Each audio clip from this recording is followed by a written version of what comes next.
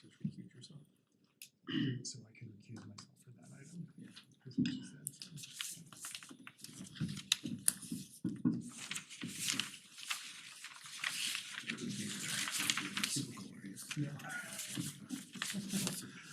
It's like a silly thing, but I was like, I just don't want my kid. Yeah. How much more are they gonna do on that construction out there? Yeah, they're pretty much wrapping up the main thing. I don't even work at.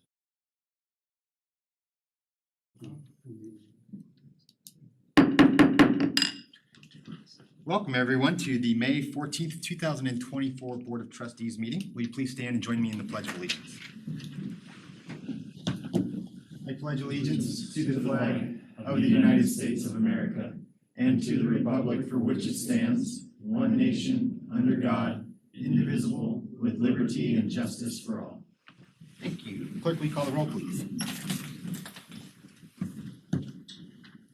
Mayor Korsback. Here. Mayor Pro Tem Murphy. Here. Trustee Hardy. Yes. Trustee Albrecht. Here. Trustee Wing. Here. Trustee Ayers. Here. Trustee Kurtz. Excellent. We have a full board. Next on our agenda is citizen participation. This is a chance for folks in the audience to speak to anything that is not on tonight's agenda. And one just says consent, so we'll just allow that under general public comment. We'll start off with Linda Wilson. Welcome. And then I know you know the drill, but if you could keep to 3 minutes and state your name and address again. Thank you. Okay, Linda Wilson, 1461 Merlette Street here in Berthoud. And first of all, I want to let you know I do appreciate you all, your commitment and time and your dedication to this community. It's really, really super. I have 3 items on the consent agenda for the Northern Water office space lease. And these are just requests for clarification. Under the physical impact and fund source, it says that the water and wastewater operations fund will be used to cover the cost of the $57,600. And I was just wondering why this fund was being used versus maybe an office renovation fund. I understand why it's being done there. They need the office space. The second one is 2 budget expenditures in March the 19th and the 24th, Heron Lakes Golf Operations for business relations developments, $1,800 each. And the second one is the Cornerstone Cafe administration expenses, $738. And my third one is the new Fickle Farm subdivision that's currently under construction now. Doesn't have the grass strip with the street trees in front of their homes. And I was just wondering if this is something that's a new approval or an exception made for this development. Thank you very much. We're gonna pull the Northern Water lease, so that we'll get that answered then. Administrator Kirk, do you mind speaking to the TPC? The TPC, I believe, is our business appreciation. Oh, that was the breakfast. So we have an annual business appreciation breakfast, where all the business owners in town can come and we host a breakfast for them. So that would have probably been the ballroom plus breakfast. The rental of the ballroom, we do a presentation, we have a keynote speaker, we host kind of a conference for local businesses. Then Cornerstone. That one I'm not sure I know off the top of my head. Maybe Cindy knows. Cindy's in the audience, but I don't want to say off the top of my head and be wrong. I don't have it.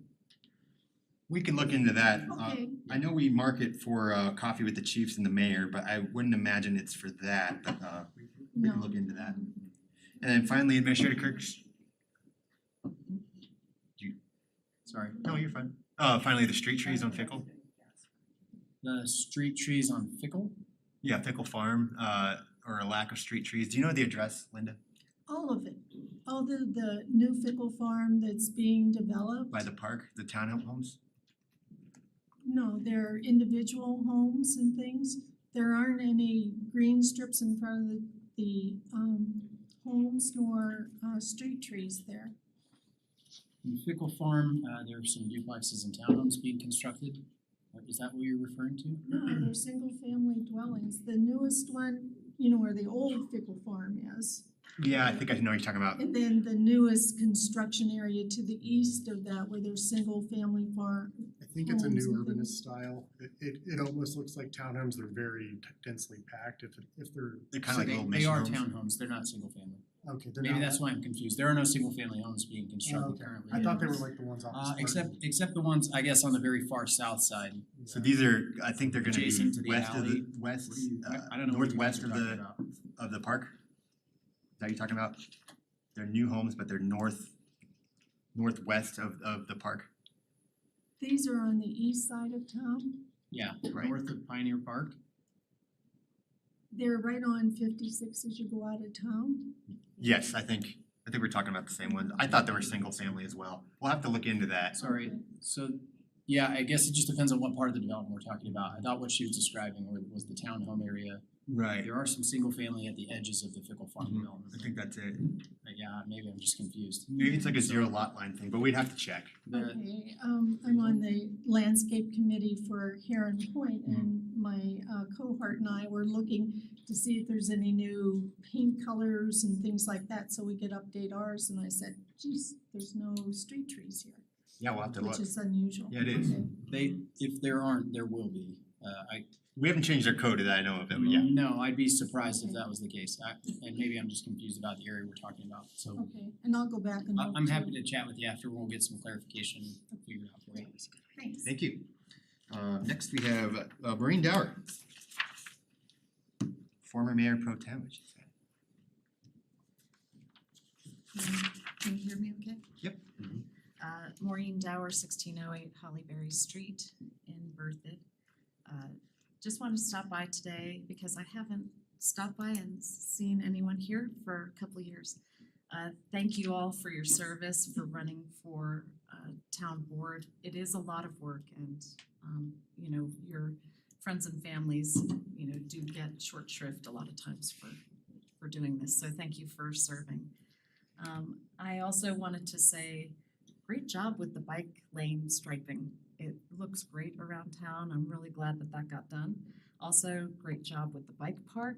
I'm really pleased that it was fully done and not done in parts, because I still believe that if we had only done little bits and pieces at a time, it would have never been finished. So I'm really happy you guys went and did that.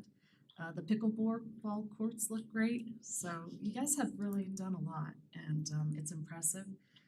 So the winter lights this year, again, they looked fantastic. I don't know how much the town budget is set aside for things like making the town really beautiful, but people just came to visit and drove through to, you know, hang out with us over the holidays. And they just remarked what a beautiful town it is and how great everything looked over Christmas. So it was really nice. The next thing I wanted to say is I had heard that there's some discussion about gating a particular community and making it more of a private gated community. However, that community is a metro district with publicly maintained roads and supposedly public access to some of the amenities there. So I would strongly encourage you to deny that if it comes up for a vote, if it's something that's pursued. I would strongly encourage you to deny it. Even if they say they're gonna have somebody at the booth and they're gonna let everybody in, it still gives that air of, you know, this is an other place, not all are welcome. So I understand having the gate for big public, you know, golf tournaments and that sort of thing. But in my opinion, if a developer came to the town and they wanted a metro district in order to fund the development, you know, streets and sidewalks and all of the utilities, they have to get permission from the town to do that. So if it's a metro district and they're getting, essentially they're taxing using public funds to create all of these you know, utilities and all of this, it should never be a private gated community. It should never be gated. It should always be open to the public. So because there are other amenities there that are public, you know, I think you guys should stick behind that and keep it open. The last big one is commercial development, the comprehensive plan. Please do consider that there was a lot of effort put into the comprehensive plans. And you shouldn't go back on those. And commercial, we need commercial development where it's been designated as we Thank you, have done Maureen. before. So thank you very much for your time and I appreciate you guys all. Likewise, thank you very much. Is there anyone that wishes to speak under general public comment that did not sign up? Mr. Larson. Lynn Larson, 205 Hubble Street. I hadn't intended to speak, but I am going to address a part of what Ms. Wilson was asking about. The Fickle Farm 3 community is being built. There are single-family houses on the east side running north and south. There are single-family homes being built on the west side, and it's north and south, although there's no street for most of them because most of them face Pioneer Park or at least an HOA grasslands. And there will be single-family homes on the south side along that south alley. There's one house there now. Everything else in the middle are duplexes. I call them duplexes. My wife says there's so many different names now. She calls them those two things instead of duplexes. So just for clarification. Thank you. There have been trees planted along, what's the name of the street? Not Pyramid Peak, but the one that runs east and west. There have been street trees planted and there's been grass planted along the east and west road there that runs in front. But I don't think there's been some trees, but I don't think there's been grass or rock put down in front of the duplexes on that east-west street. And I can't speak to the single-family homes on the east side because I haven't paid much attention to those.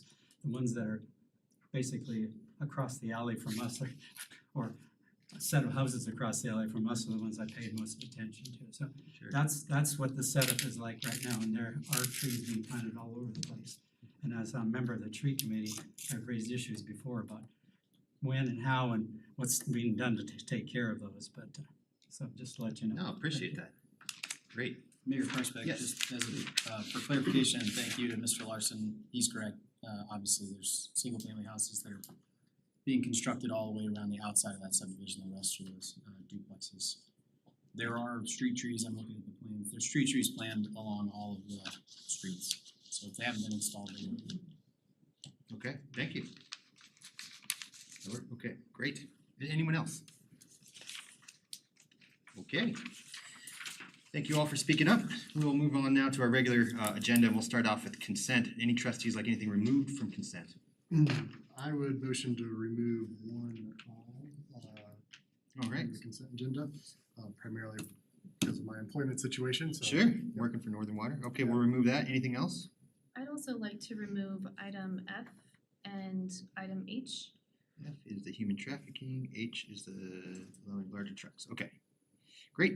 Would anyone like to move on consent minus F, H, and I?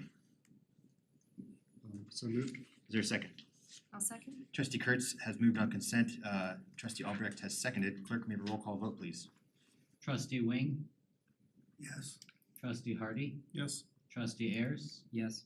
Mayor Pro Tem Murphy, Yes. Trustee Albrecht, Yes. Trustee Kurtz, Yes. Mayor Karsbeck. Yes.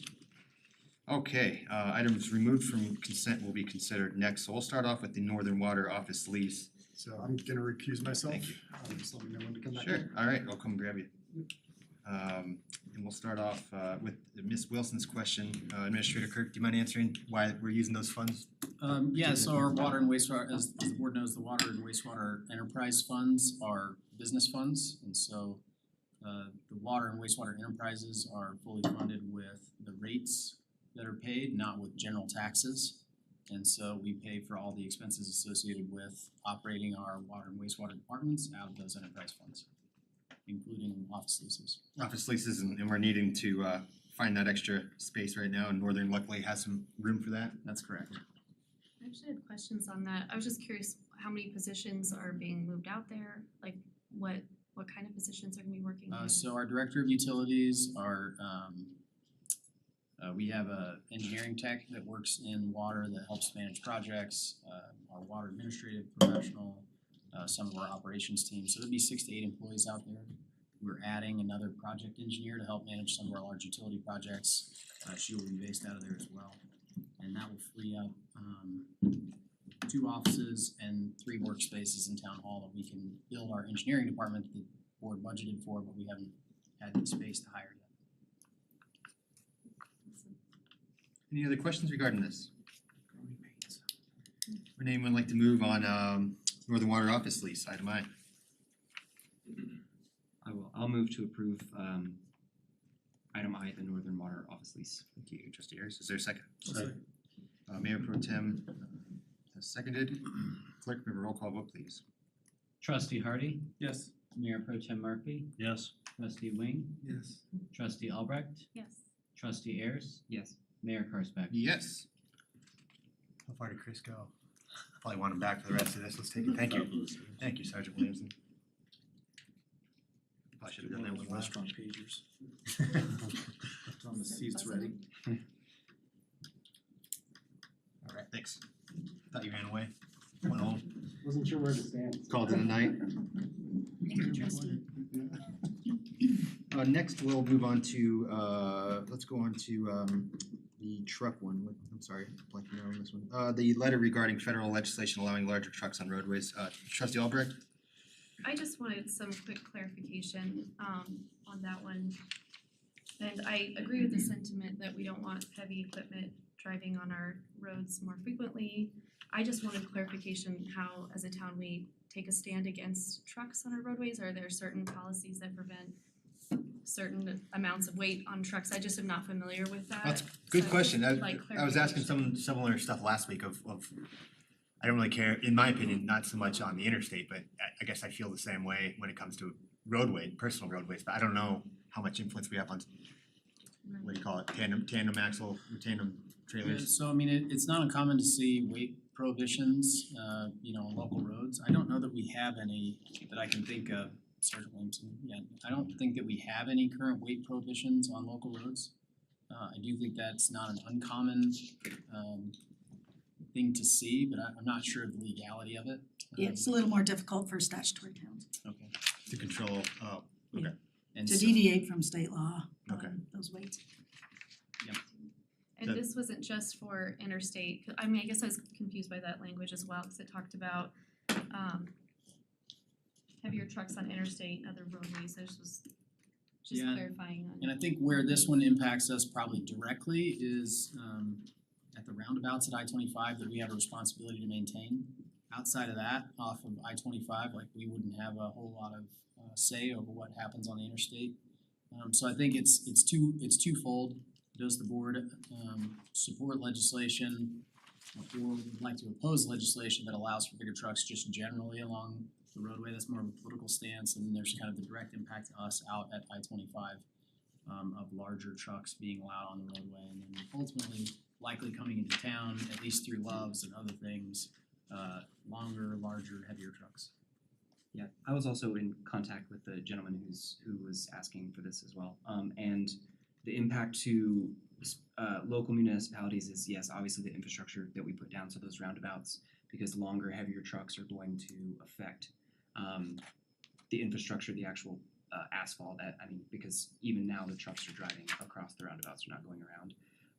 But the other two main issues were the funding wouldn't compensate local municipalities for having a heavier drain on those concrete and et cetera in town. So alleyways, all of our town roundabouts as well, are all to code for current CDOT restrictions. And so if they extend the weight and the length of trucks, that's going to affect both the cost of future projects and the upkeep of our current projects. And I can't remember the figure off the top of my head, I was looking for it, but it increases the amount of infrastructure damage by X%. I can't remember what it was, Sure. but that was sort of the local aspect of it. Obviously, I-25, there's either traffic problems or safety concerns because they take longer to stop. It's harder to change lanes, et cetera. But for municipality specific, those are the issues that he commented on when I talked to him. That makes sense. And so that wouldn't impact current business that's going into Love's right now, it would impact it only if Only if those larger, heavier the trucks were increase, allowed. okay, that makes a lot of sense, thank you. Thank you for bringing that up, because it's good info for me too, and thanks for bringing it forward. All right, any other questions regarding H?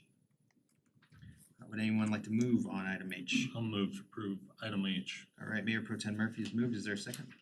I'll second. All right, and trustee Ayers has seconded, clerk may have a roll call vote, please. Trustee Albrecht, Yes. trustee Wing, Yes.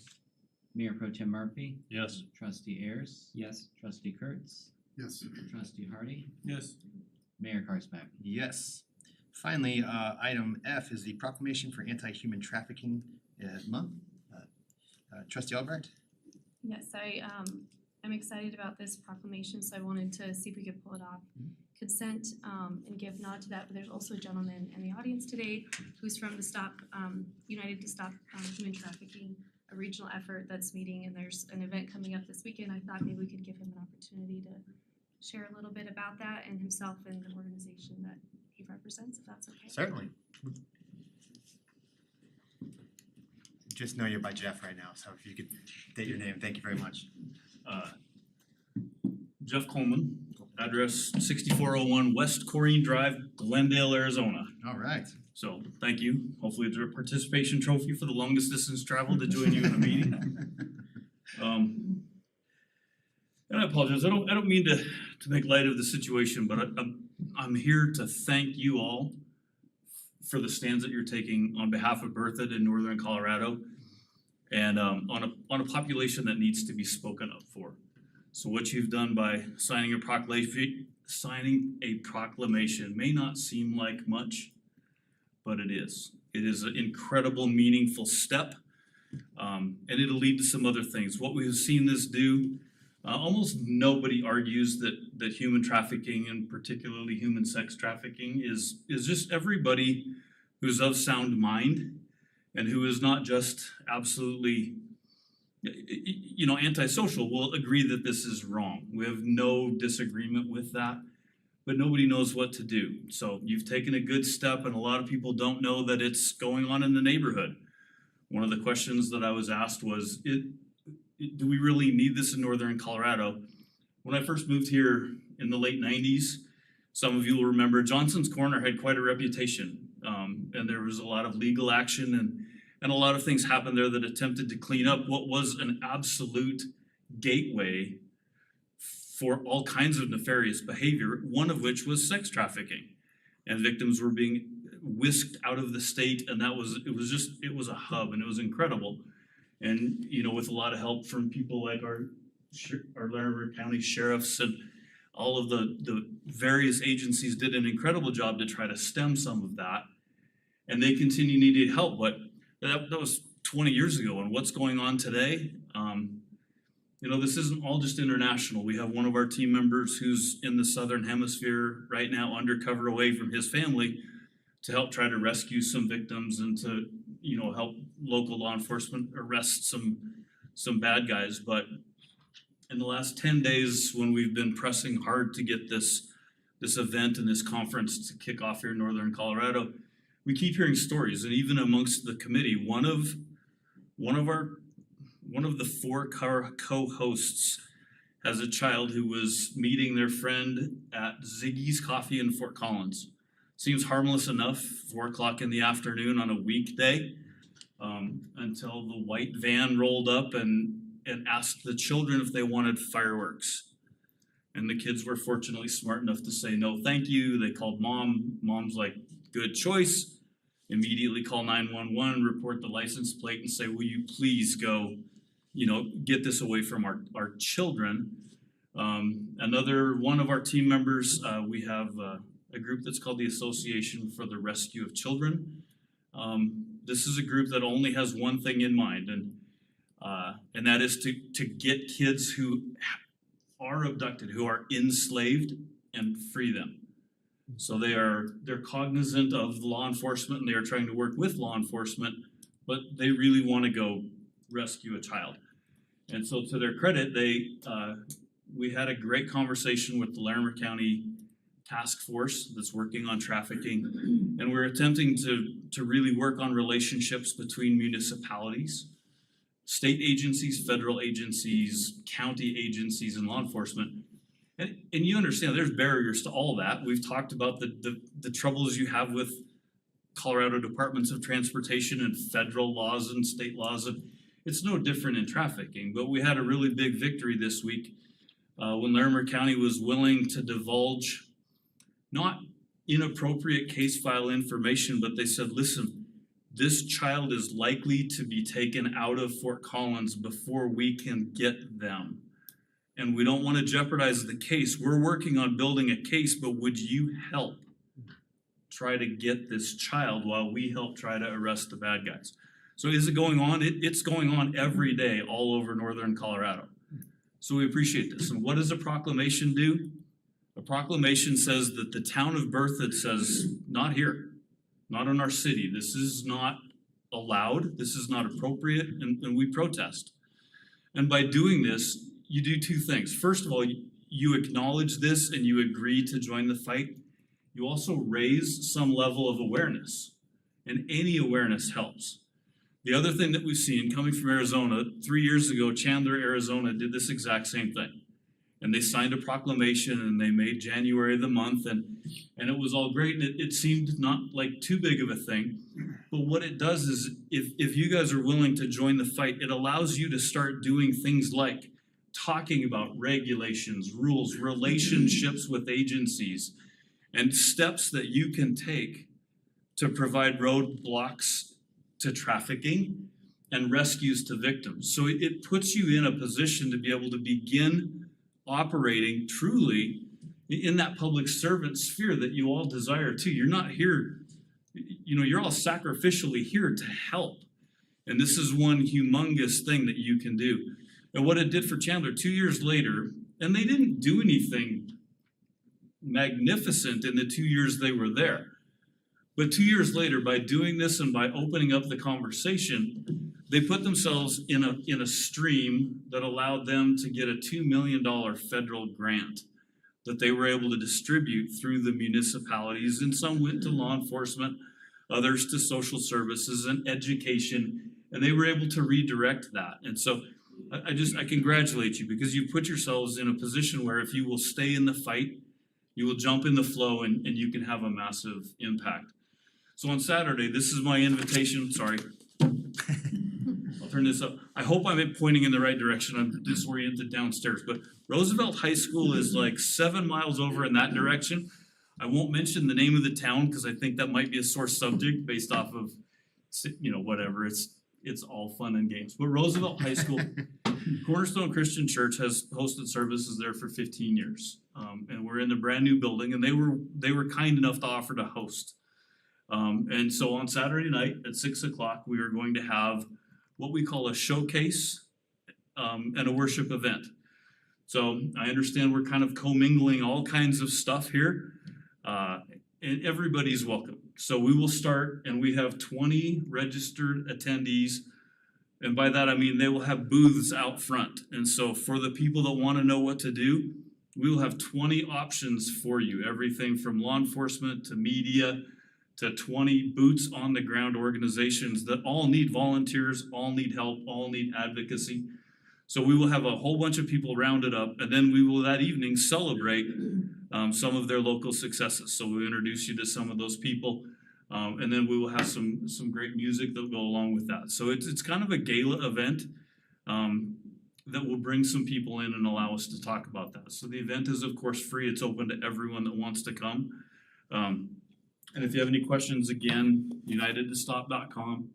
It's pretty simple. So if you need any of that, I know you guys have real business to attend to after this. So, but find us on the website, please. And if you're able to come on Saturday, I know you guys know how to get a hold of us. You're all invited to the VIP reception on Saturday at 5, and come and meet these leaders and just come and let us tell you publicly how much we appreciate that the town council for Berthoud was willing to publicly join in the fight. So on behalf of everyone, thank you. Well, likewise, thank you. Thank you all. If you would please stay up here, I'll read this off real quick. And I'll be there on Saturday too, but I'll give you a copy tonight, so. This is a proclamation for the Anti-Human Trafficking Month of May. Whereas human trafficking is a global plague that impacts millions of people each year, including tens of thousands of Americans, and whereas the United States ranks as one of the worst countries globally for human trafficking, and whereas Colorado ranks in the top 20 states with the highest rates of human trafficking per capita, and whereas human trafficking impacts people across all demographics and ages, including teenagers and children, and whereas the battle against human trafficking includes supporting efforts in schools, churches, nonprofits, law enforcement, and businesses to prevent human trafficking, intervene, disrupt, and dismantle human trafficking syndicates, and provide resources to and support for victims of human trafficking. Whereas the town of Berthoud joins schools, churches, nonprofit organizations, law enforcement, federal and state coalitions, and the NotInOurCity.org movement in our commitment to increase public awareness of the human trafficking epidemic that impacts our community, state, nation, and world. Now, therefore, I, William Karspeck, Mayor of the town of Berthoud, do hereby proclaim the month of May 2024 as Anti-Human Trafficking Month in Berthoud, Colorado, and urge our residents, churches, schools to work together to eliminate trafficking from our community and support the efforts of frontline organizations and law enforcement in their battle against human trafficking, and to take a stand and say, "Not in our city." In witness thereof, I hereby set my hand and affix the official seal of the office of the mayor, town of Berthoud, Colorado, this 14th day of May, 2024. Sign this real quick.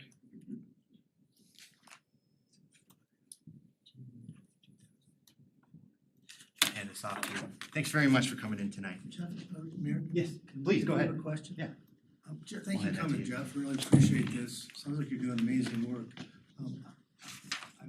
I may be just very naive, but can you explain how this manifests itself? What does it look like? Is it online sites, is it child brothels, what exactly, what is it? You know, and that is a great question, because it's not obvious. If this was obvious and easy, and I think you would agree, and by the way, thank you, but if this was obvious, we would have already eradicated this a long time ago. And so what does it look like? The internet is the great enabler of all of this. It looks like porn. It looks like inappropriate dating relationships. It looks like appropriate dating relationships. At some point, trafficking has two potential events. One is enslavement and the other is possibly emancipation. But it's not cut and dried. There's this incredible process called grooming, and we're talking about people are grooming victims for months and years. Is the majority of it sex related, or is it child labor, or is it Yes. somewhere or both? And around here, and it just depends on the geography that you're in, right? And the demand. So as you know, we all think this is good and evil, but it's just business. And so trafficking exists where there's a demand for labor, whether it be manufacturing or agriculture or any kind of labor. If there's a labor demand that can't be filled conventionally or legally, you'll find labor trafficking extensively. You will find what's called sextortion, which is very similar, only it's all online. This enslavement can happen literally over an internet connection, where you can think that you're taking relatively harmless pictures of yourselves and send them to someone else, and it's not safe, and that comes back and it's used against you, and it becomes an extortion scheme. And so you keep sending money to attempt to bury these pictures that you don't want to see online. And so you'll see everything from non-contact trafficking to you'll see a couple of people. I think one of the most common things I see is people that have been in relationships that they thought were genuine, and they just get stranger and stranger over time. And at some point, they are so conditioned and so they're just, the psychological warfare of this is incredible, but they find themselves in situations that they no longer realize are wrong, and they don't know how they got into it. One of our folks, for example, she was in a multi-year relationship with what she thought was a monogamous relationship with a boyfriend. She ends up in Vegas, and the sex goes from being what seemed to be monogamous to being, oh, hey, let's include a friend. And so things become real convoluted real quick, and she went from it was just friendly strange to her to all of a sudden there was money involved. And then she just simply couldn't get out and didn't know how to get out and was unable to. So it doesn't really look like somebody necessarily is grabbed, abducted, and whisked off. While that it will be that on occasion, most of these criminals are so much more sophisticated than that they will, because the enterprise, human trafficking is multi-billion-dollar enterprise, gargantuan enterprise, and they are very sophisticated and they are very patient. They will establish their mark, their target, and they will cultivate that until they are able to harvest that. And so it just doesn't look right to you. So honestly, when you're walking around the airport or when you're, and I can hardly tell what it looks like. My daughter's best friend from high school went to Arizona, U of A in Tucson, Arizona, and her parents didn't have a car for her, so she would ride the bus to Tucson and then ride the bus back to Phoenix. It's not that far. It's 2 hours on a bus, and we all think that's relatively harmless, but one night the bus was later broken down, and some people very cleverly said, hey, we're here in a 15-passenger van. We're the alternative to the bus. These 4 co-eds jump in this van thinking they're going home on the Greyhound line until the thing starts going the wrong direction. And they're like, why are we going south? We should be going north toward home. And fortunately, they stopped, and the 4 of them had the wits about them to just bolt. The minute that vehicle stopped, they got out and they just ran until they could find somewhere. But it happens. It's so subtle, and it's interesting.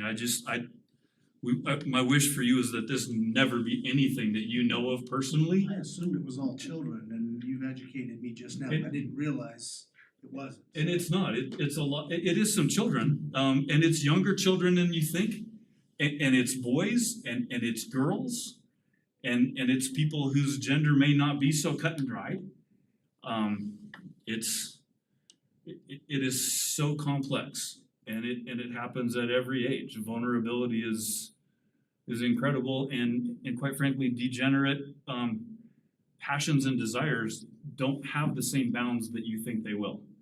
Depravity is very, very different than what you expect, and so it doesn't look great, and it's not at every turn and every corner, right? So, but it is very subtle, and I think it's more broad than we all ever want to realize. So, thank you. Great question, sir. Tough question. If I might just say a quick thing. First of all, thank you for being here. And one of the reasons why I feel like this is such an important topic for Berthoud is I think we can tend to live in our happy community, in our happy complacency, and we don't always know what's going on law enforcement side because they do such a great job. We don't always hear about kind of the underside things that are happening, but the most important thing that people can take away from this is, I mean, this topic is horrible, and it's horrible to hear about and think about, but if we allow ourselves to realize what's going on and allow ourselves to be part of the solution, then we actually have a fighting chance to make our community safe, and educating our children and educating our friends and family about what to look for. And so it really is a hopeful subject, I think, today, and especially the event is hopeful because all these organizations are starting to come together in the region and provide information to the community so that we can feel like we can be empowered to make a difference, not just be bystanders, not knowing what's going on, but we can actually plug in, get involved, or at least be able to identify when we see a possible victim when we're out anywhere and be able to make the call or do what we need to do to assist. So I'm just grateful that we have that step forward, so Absolutely. thank you. Such a good point. Thank you very much again for coming out tonight. Thank you all. We'll see any of you on Saturday, and once again, you're all, like, everybody's a VIP, but what you guys have done here is significant. So thank you, and we'll look forward to hopefully seeing you then. Thanks. Thanks all. Have a great night. Okay, I think we pulled all three of those, so we've approved the rest. Oh wait, we need to approve this, actually do a formal motion on this, don't we? Would someone move on the proclamation for anti-human trafficking month? Sure. I'll move to approve the proclamation declaring May, wait, sorry, what number is it? Oh, good. I'll move to approve the proclamation for anti-human trafficking month. Trustee Kurtz has moved, is there a second? Second? All right, trustee Albrecht is second. Clerk, can we have a roll call vote, please? Trustee Wing, Yes. trustee Hardy, Yes. trustee Ayers, Yes. Mayor Pro Tem Murphy, Yes. trustee Albrecht, Yes. trustee Kurtz, Yes. Mayor Karsbeck. Yes, all right. That completes consent. We can move on to item number 2 tonight, and that's the 2012 wastewater bond refunding. This is a public hearing, and we'll start off with Administrator Kirk. Thank you, Mayor Karsbeck and trustees. The item before you tonight is consideration of authorizing the refunding and refinance of our 2012 wastewater bonds. Back in 2012, the town issued wastewater bonds to fund some improvements to the main wastewater treatment plant, also I think to refund a state revolving fund loan. The bonds are currently able to be refinanced, and with the town's upgraded bond rating and potentially some market-driven savings, refinancing and refunding, including all the cost of issuance, has the potential to net the town some savings without extending our repayment period. And so we've been working with Piper Sandler, Nate Eckloff from Piper Sandler is here today as an underwriter. I'm sure can address any kind of technical financial questions if I can't do that for you.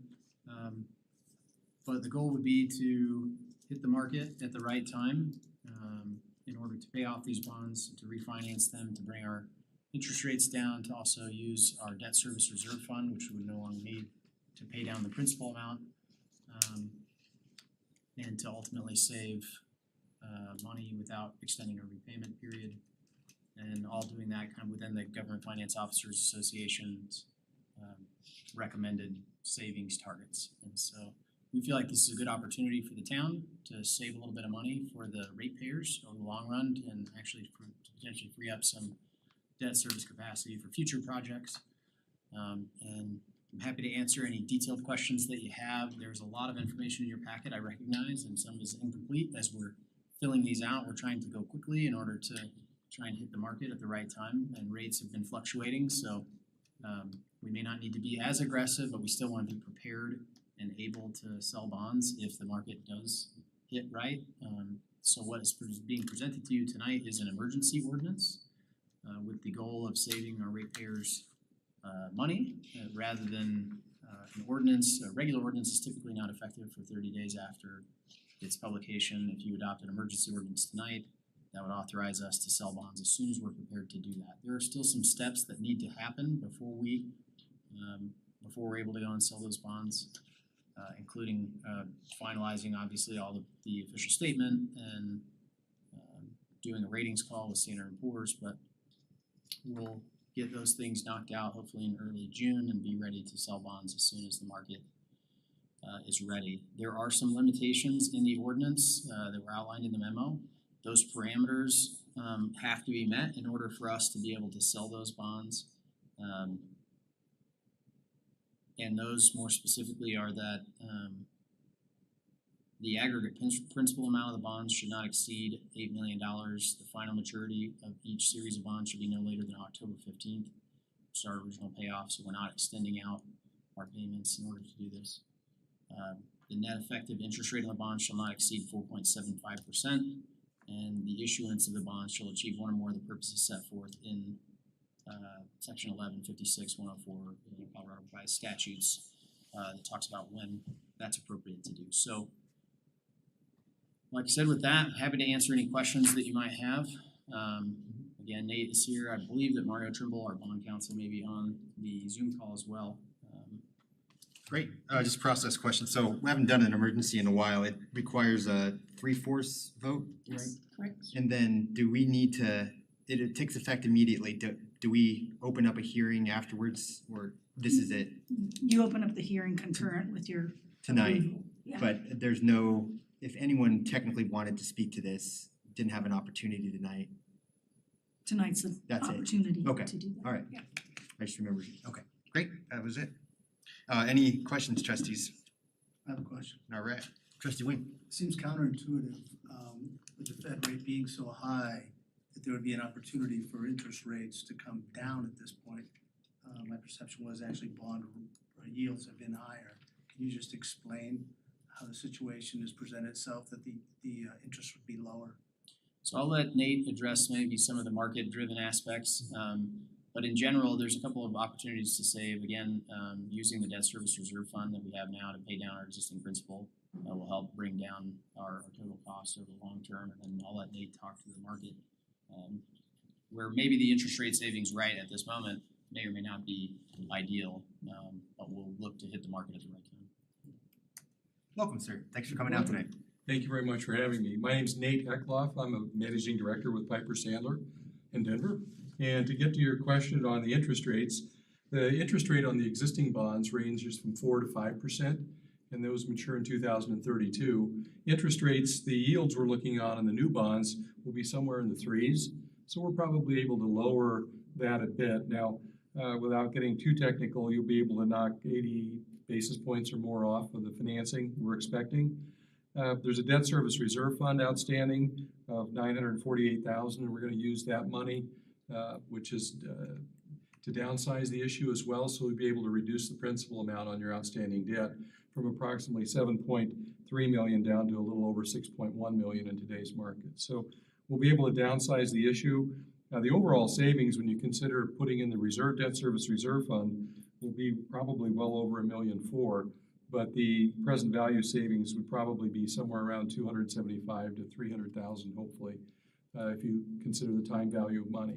So you are correct in your analysis. When we looked at this in early January, the savings were better than what they are now. We've seen rates go up here, as everybody may know, in the last couple of months. We're hoping that things stabilize right now, but the municipal market's quite strong. So with your AA rating, and I might add that upgrade of the rating from A to the A category to AA helps significantly as well, because it tells the market how well the wastewater system is being run by the town. So that spells a lot here. So it's a good opportunity. I think, as Chris alluded to, if the savings is not there at the time we would preferably want to get in the market, we're able to hold up until we achieve the savings that's desirable for the town. So we're not going to just rush something into the market at some outrageous interest rate. We're going to make sure the savings is significant enough so that your ratepayers feel hopefully some benefit from the refinancing. Is AAA the top tier? AAA would be the top tier, yep. But AA is incredibly strong, so you should applaud yourselves for the way you're managing the system. You're very welcome. Any other questions for Mr. Eckloff? Yeah, I have a question, Brett, good question, I had a similar, ask. I guess, how do we catch these opportunities, and are there any other opportunities? Obviously, saving money is a good thing, so, are there any other? This is our only existing long-term debt. Okay. Our certificates of participation under state statute is not long-term debt because they require annual appropriation. But this is our only existing long-term debt. Okay. We paid off some water bonds years ago. So did we catch this, or Mr. Eckloff, or who approached who? How did this start? Mr. Eckloff and I have kind of built a relationship over the last several months and had an opportunity to chat, but it was really driven by his awareness of the market. Mutual. Great. Yep. And as to your COPs, at some point in the future, they'll be callable. The bonds we're looking at refinancing, so were issued in 2012, and they're currently callable. So we're able to retire that debt without any sort of premium on the call, so that's advantageous as well. And obviously, we'll keep track of the future market for the COPs as well if the opportunity were to arise. Excellent. Thank you. Yes. Any other questions just while we have you up here? Okay, thank you very much. Thank you all very much. Appreciate it.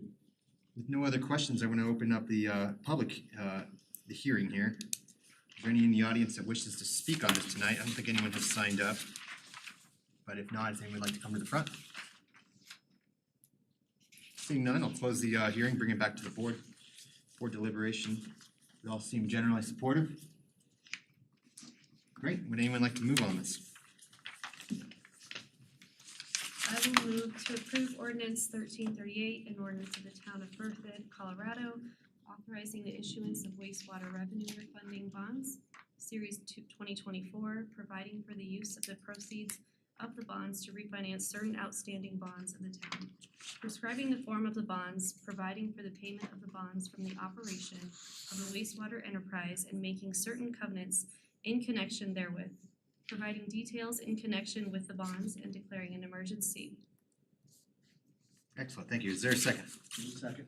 All right, trustee Albrecht has moved on this, trustee Wing has seconded. Clerk, may I have a roll call vote, please? Mayor Pro Tem Murphy, Yes. Trustee Kurtz, Yes. Trustee Albrecht, Yes. Trustee Wing, Yes. Trustee Ayers, Yes. Trustee Hardy, Yes. Mayor Kurzbek. Yes. All right, there's another one as well, or a couple more. There are three, and Mayor Kurzbek, the ordinance did approve all of these technically, but I wanted to identify the fact that they are still in draft form and making sure that everyone understands that you're authorizing us to complete those and do what needs to be done in order to issue the funds. So do you want us to go ahead and do it? If you would, yeah, Makes sense. I appreciate that. Who would like to move on the second one, which is the 2012 wastewater bond? Well, backside of page one. Sure, yeah, I'll move to approve the official statement in relation to the 2012 wastewater bond refunding. Second. All right, trustee Kurtz has moved on this. Trustee Ayers has seconded. Clerk, may I have a roll call vote, please? Trustee Albrecht, Yes. Trustee Kurtz, Yes. Trustee Ayers, Yes. Trustee Hardy, Yes. Trustee Wing, Yes. Mayor Pro Tem Murphy, Yes. Mayor Kurzbek. Yes. All right, we have another one there. Do you wanna go again? Sure, yeah, keep it rolling.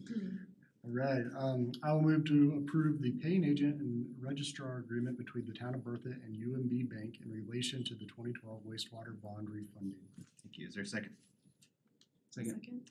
All right, trustee Ayers has seconded. Clerk, may I have a roll call vote, please? Trustee Wing, Yes. Trustee Hardy, Yes. Trustee Ayers, Yes. Mayor Pro Tem Murphy, Yes. Trustee Albrecht, Yes. Trustee Kurtz, Yes. Mayor Kurzbek. Yes, thank you. You have that one too? Keep it going, all right. I'll move to approve the bond purchase agreement in relation to the 2012 wastewater bond refunding. Is there a second? Second. All right, trustee Wing has seconded. Clerk, may we have a roll call vote, please? Trustee Ayers, Yes. Trustee Hardy, Yes. Trustee Albrecht, Yes. Trustee Kurtz, Yes. Mayor Pro Tem Murphy, Yes. Trustee Wing, Yes. Mayor Kurzbek. Yes. All right, all three have been moved on. Thank you very much. Thank you. Thank you, Mr. Eckloff, for coming out tonight. We can move on to our final, third agenda item tonight, and that's the adoption of the National Electric Code. This is also a public hearing. And we have Senior Planner Ton Hillenbrand and Administrator Kirk, or Ann Johnson here. Ann is not here tonight. She is joining us, I think, via Zoom. But Jonathan Giesek, who's our chief building official who presented to you last time, is here to address any questions that you might have. We discussed the adoption of the National Electric Code, the most recent version at our prior meeting. And Jonathan gave you an update about some of the changes that are there. Jonathan does have a presentation tonight to kind of walk you through, so we'll go through that and then be happy to take any questions that you might have. Thank you. Welcome. Honorable Mayor and Board of Trustees, thank you. If you have any questions along the way, please just let me know. We're going over just some really brief touching base on some of these changes on the residential side. So if we have the slideshow going. You got it in front of the board here, we just need it on the big, great. And spacebar advances, I'm assuming. The arrow keys should. And if I may, Mayor Kurzbek and members of the Town Board of Trustees, there have been no changes since the first reading. The first reading was an introduction, and we have our technology with us this evening. And Jonathan Giesek is the town's building official, and he will be going over a high-level review of the changes and how they may, and in fact, may not impact future building in the town of Berthoud. Excellent, thank you. Voice from above.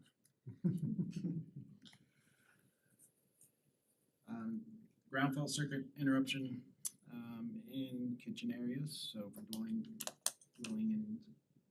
units, they expanded on adding more GFCI protection within the kitchen.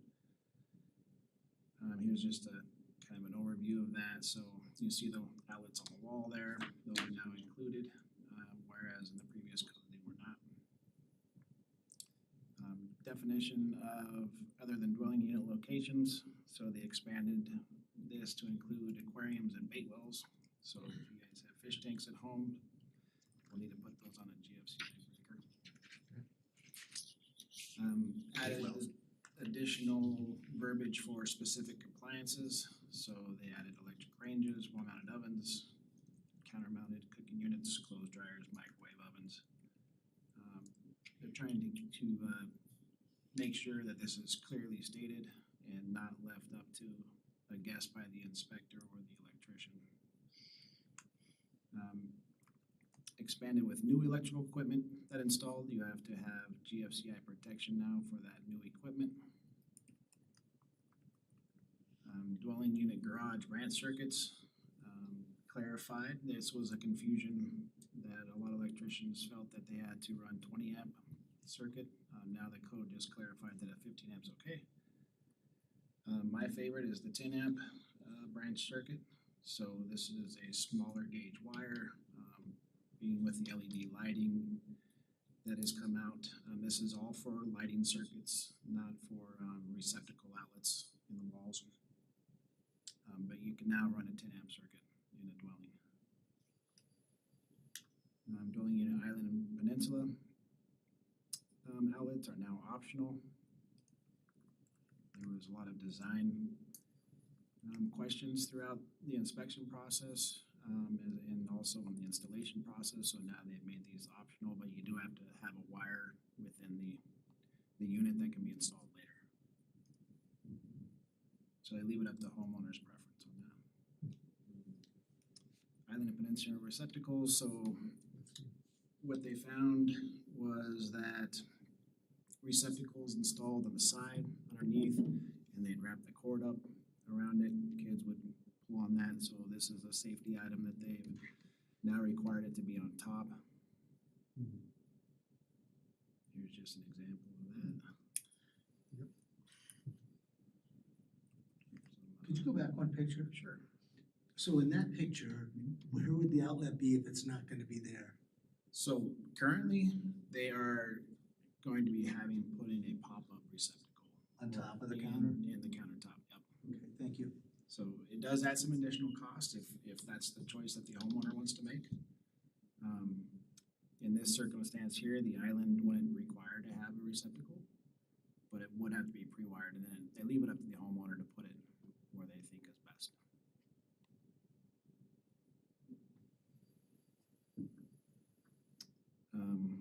Just some clarification on wall space. Here's the 14 gauge copper clad aluminum that is now allowed, as before it was strictly copper.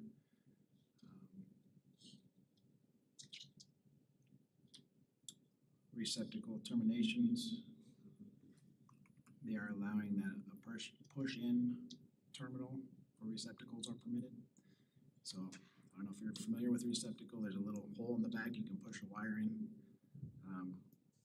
Standard has been, you have to wrap it 360 degrees, that's what we prefer, but they are allowed, it is a listed assembly, so they just cleared that up. Bathtub and shower spaces. This is basically clarifying an area where a GFCI would be required. So there's a 36-inch zone, so this picture here gives you a better idea that a receptacle has to be moved on the outside of that toilet. And it has to be GFCI protected within that zone. Tamper-resistant receptacles, additional areas and occupancies, so they're looking at any area that a child might be present is now they're requiring, and this goes for commercial as well. So lobby areas, daycares were required, but now lobby is.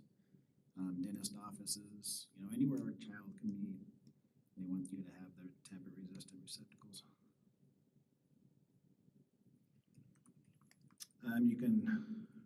this is just a clarification for trash compactors and dishwashers where you can pass the cord through the cabinet, just provided that it has smooth edges, so it doesn't cut into the cord. And there's a kind of an example of that. And that's primarily the code requirements that are gonna affect probably 90% of the construction here in the town of Berthoud, so. Awesome. Well, thanks for the visuals too. That really helped me out. It took me a long time to draw that up, so. Any questions? Trustee Wing? So I was at a Rotary Club meeting today in Loveland, and one of the primary speaker was a developer. And his subject was metro districts, but he went off into a number of other things. And one of the main things was just the high cost of housing. And he brought up codes and permits, and he talked about the tens and tens and tens of thousands of dollars that we have added to all the homes, with this maybe being one of 1,000 things now we require. And I just wonder, I mean, obviously this stuff is for safety and we're progressive, we move along, we do these things. But is there a point where the juice isn't worth the squeeze and we've just added so much cost overall? And again, I know this is just one small component of that, but I would like your opinion. There is, I think that there's a fine line between monitoring that situation and as inspectors and building officials, there's certain areas where we can kind of give and take, and then there's certain areas where we just have to do it. The electrical code is one of those. We're mandated by the state, but I totally agree. I think you can price yourself out of certain energy code, for example. You can throw so much insulation, and now throwing an extra inch or 3 inches of insulation on top of a ceiling, it's not going to save you any money. So finding those balances of where, okay, now you've maxed out your R values for your property, you're not going to save any more money, now you're just spending more money. So yeah, we look at those things. We work with Energy Logic to kind of get, where are we at with maintaining an efficient house, but also something where you're not going to pay $30,000 and you're never going to see that money back. Thank you. Trustee Kurtz? Yeah, this is purely just for my own interest. So I'm still thinking about that counter situation. I totally get that kids can like pull it down. But you said it was a pop-up on top of the counter. Is that watertight? Cause I'm just thinking about our island, like spilling milk on it. Yeah, you're you're spilling stuff. Like, isn't it just Yeah. create some sort of Great question. water hazard? There's seals and gaskets on it. Okay. They've gotten fancy enough now where they're electronic and they have a motor that pops them up. Okay. Raises them up, or you can just do a push pop and it just with an actuator pops it up out of the ceiling. But yeah, there is a gasket there, and then there's a gasket on the actual cover itself. Okay. So, and then also, I mean, there's different types. That's probably going to be the most common that you're going to see. Yeah. But there are other types of receptacle that you can do, and the main goal is that exact reason. If you spill, that it doesn't go down into the receptacle. So it has to be covered, it has to be gasketed, Yeah. it has to be sealed off so no liquids, fluids can get in there. Yeah. Good question. They're designed well. Seems like. I hope so. Yeah. That's a good question though. Yeah. Other questions? All right, thank you very much. I'll bring it back to the board, or actually I don't open it to the public yet. I'm gonna open this up to the public. If anyone wishes to speak to this agenda item, please come to the front. I don't think anyone signed up, clerk, is that correct? But if you haven't had a chance to sign up. Okay. Thank you. I'll close the public hearing, bring it back to the board for deliberation and a vote. Everyone supportive of this? Okay, great. Anyone like to move on this? Trustee Murphy, you wanna take it? Yeah, You kinda brought this no forward. problem. Or Mayor Pro Tem now, sorry. It's all good. I'll move to approve ordinance 1336, an ordinance of the town of Berthoud, Colorado, adopting the National Electric Code 2023 edition by reference in Municipal Code, Chapter 11. Thank you. Is there a second? Second. All right, Mayor Pro Tem Murphy has moved on this. Trustee Wing has seconded. Clerk, can we have a roll call vote, please? Trustee Hardy, Yes. trustee Kurtz, Yes. trustee Albrecht, Yes. trustee Ayers, Yes. Mayor Pro Tem Murphy, Yes. trustee Wing, Yes. Mayor Karsbeck. Yes. All right. The public hearing is over with the National Electric Code, and we'll move on to our final agenda item tonight, and that is the board liaisons to our different committees. Clerk, do you mind giving an overview of these? I can do it too, but Certainly. you're more eloquent than I am, so. Certainly, thank you, Mayor Karsbeck. So typically after the regular elections in even years, the board discusses and appoints liaisons to the various committees so that there is a member of the Board of Trustees present at those committee meetings to channel that information kind of back and forth. And so this item on the agenda is really up to the board to discuss and decide who would like to serve on each committee. Big part of that is schedule, so keep the schedule in mind. There's no right or wrong answer, it's really whoever's willing and interested in those committees and serving to do so. Thank you, Clerk. Can we start off with the times on these as well? Certainly, the Historic Preservation Advisory Committee meets on Monday, the first Monday of the month. Let me get the others here for you. Thanks. So we have Historic Preservation, Parks, Open Space, Recreation and Trails, which is our Recreation Committee. We have Youth Advisory Commission and Tree Committee. Just 4, right? Yes, the Parks, Open Space and Trails and Recreation Committee meets on the first Wednesday of each month, And what time? 6 o'clock. And is that the same with There's 4 HPAC? committees? Just 4 right now, yeah. Thank you. Is HPAC at 4 or 6 as well? HPAC, let me double check here, I'm sorry I didn't have that information. All right, or maybe it's 5:30. 5:30 is correct. So that's the first Monday at 5:30.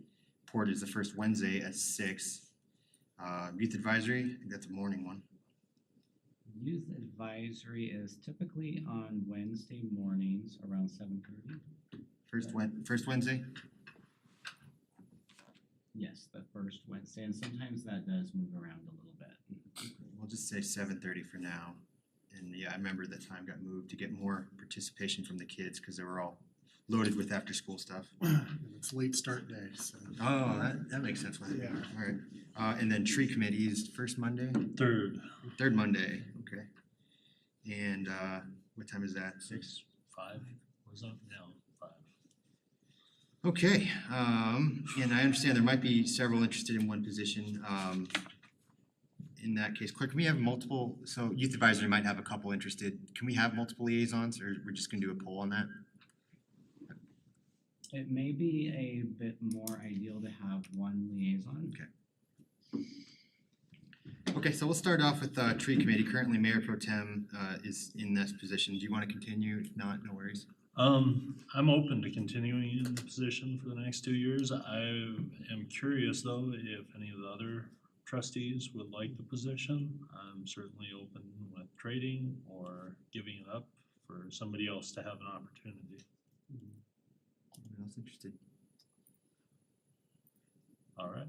All right, cool with that? Yeah. All right, thanks. Youth Advisory, that was outgoing Mayor Pro Tem, and so I know Trustee Albrecht, you brought up your interest, and Trustee Hardy, tonight you said you were interested as well. Is that correct? Yeah, that could be backup. Okay, do you wanna do that? Does that work for you? I would love to, especially since as of today, I have 2 high schoolers now in the town of Berthoud, so gotta keep them busy and recruit new kids to join, Okay. so I would love to be considered. Well, that's actually great, Trustee Hardy. Well, it's great to have a backup period, because that, do we have a staff liaison? Oh, yeah, Amanda Gustafson does that now too. Okay. She does, Yeah. from our rec department. Yeah, and so with the Youth Advisory for the new members, it's not just R2J kids, but it's anyone within the town of Berthoud. And what they started doing is something called the Summer Scorch Fest in July, which is kind of a youth, how do you scale it? Like a youth event with games and stuff like that. Do they do anything else typically? They do cleanup days, they've done some surveys to gather feedback from the youth. That's right, they're doing that one right now. They do kind of a mix of things. You yeah. started up the Matthew Yannitz Fund, and that helps out with low-income kids access to sports equipment, right? That's great, Okay. or for school clubs and activities that Yes. have fees associated with them, it's a scholarship fund that they help us to manage. Matthew Yannitz was actually a founding youth advisory member who unfortunately passed away right when he graduated high school, so good guy. Okay, so that'll work with trustee Albrecht, and then we'll have a backup of I was about to say trustee Hyman, I'm sorry, trustee Hardy.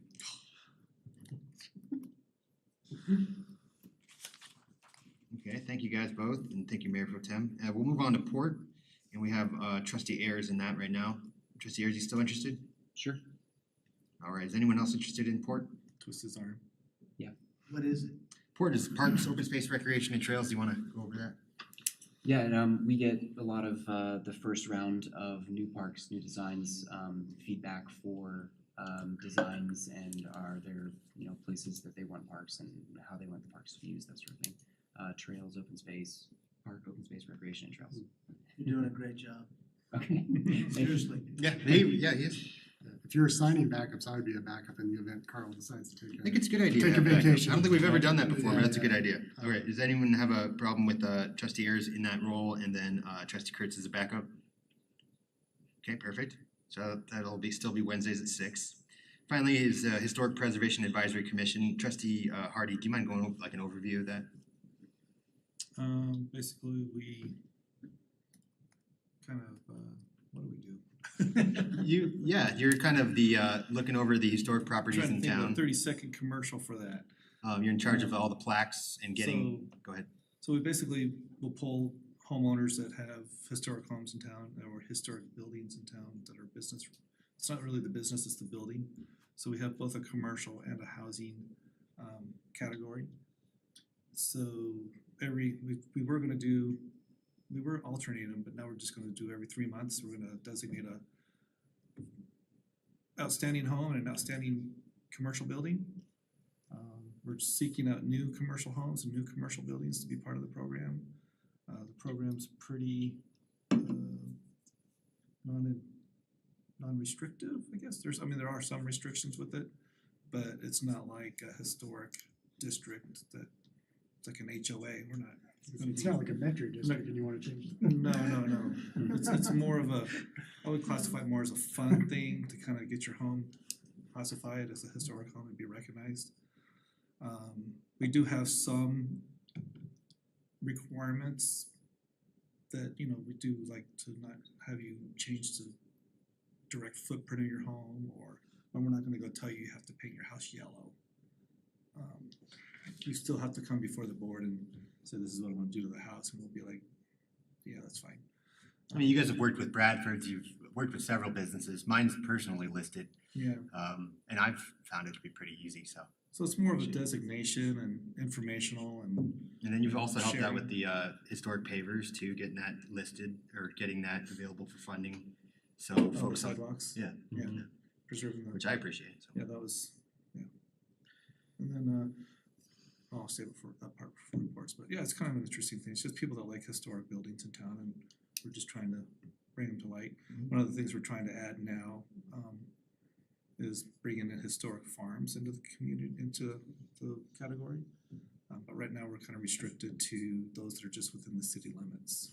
So we're trying to figure out a way of cooperating with the county so that we can do some things there.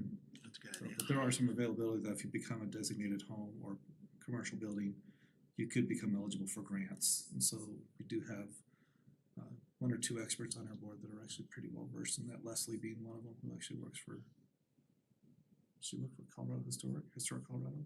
Anyway, but she's been really informative and helpful in that expertise there and trying to figure out what we can do for grants and tax credits. So there's that sort of discussion to help homeowners that might be wanting to renovate their home or their commercial building and get some money to help them do it, preserve the historic character. Awesome. All right, and you're open to being being the liaison for that still? Yeah. Is there anyone interested in being the backup? It would be the backup. All right, thank you, trustee Wing. All right, so that completes our 4. We do have, of course, planning that doesn't have a liaison. In fact, that used to require me, but luckily, you're the mayor. Luckily, we signed an ordinance that means that that's not Okay, great.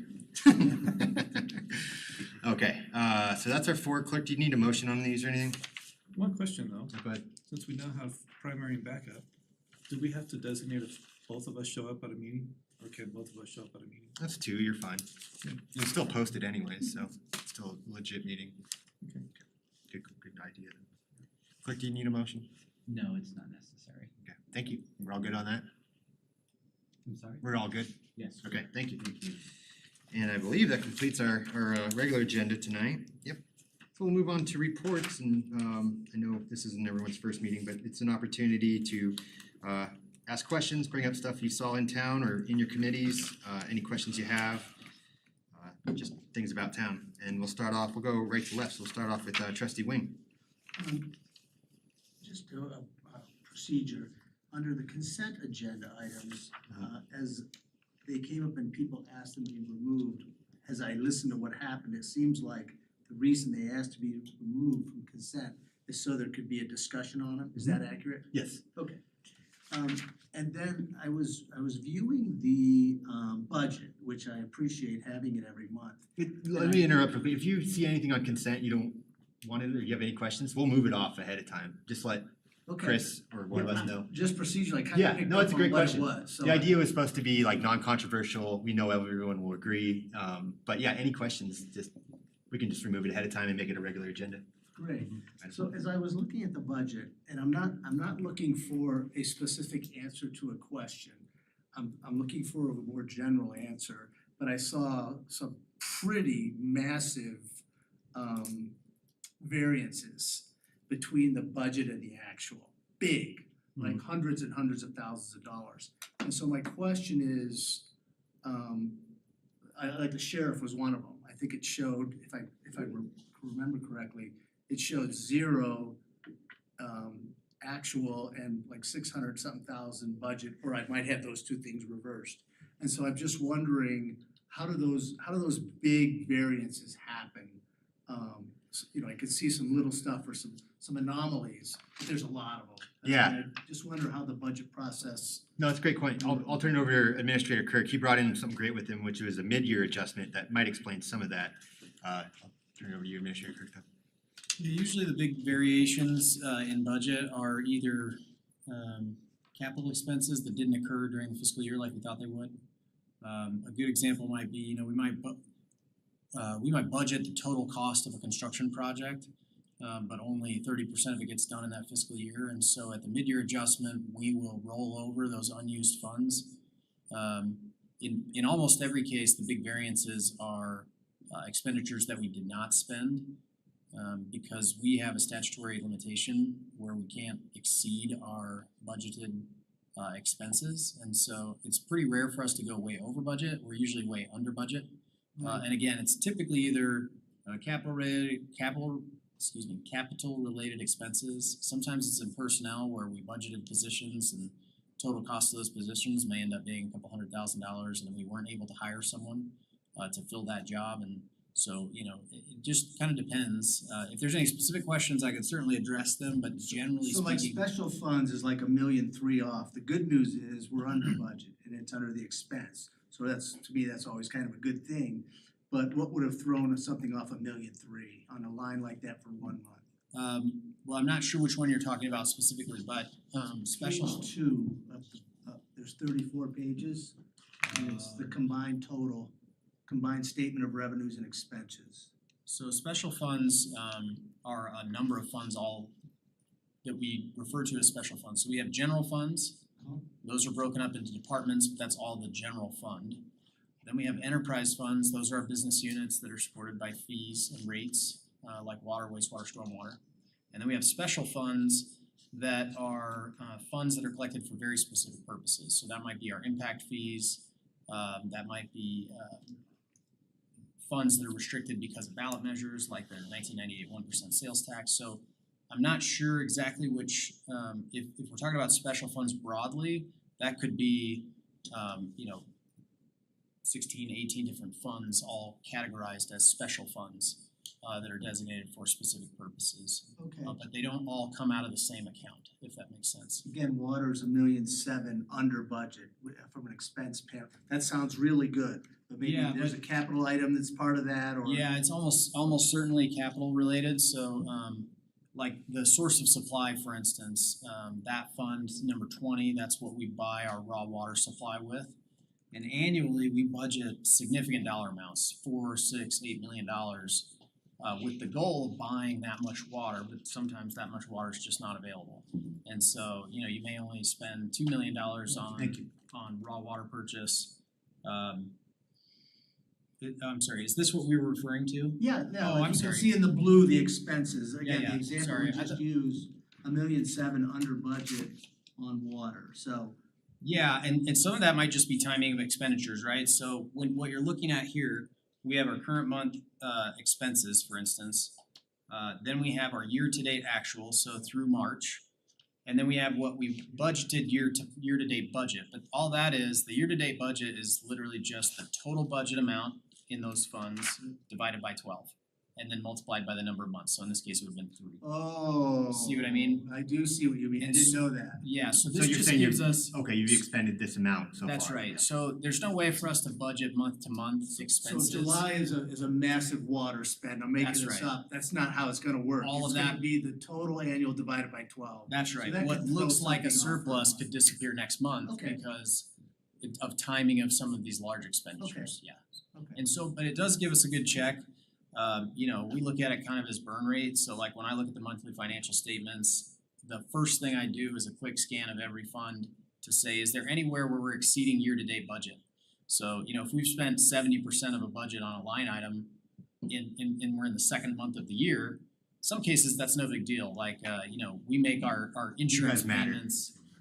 We make our insurance payments for the town, you know, like twice a year, so we have big chunks. That makes sense. Yeah, so that's the That was the difference. question, it was, I wasn't challenging any expense. No, no, I was that's a more great like question. globally, you know, That's something. a great question, yeah. Yeah, that's a great question, and as an Can we do example, the law like, enforcement one now my interest is peaked, there was a discrepancy in, or the difference in that?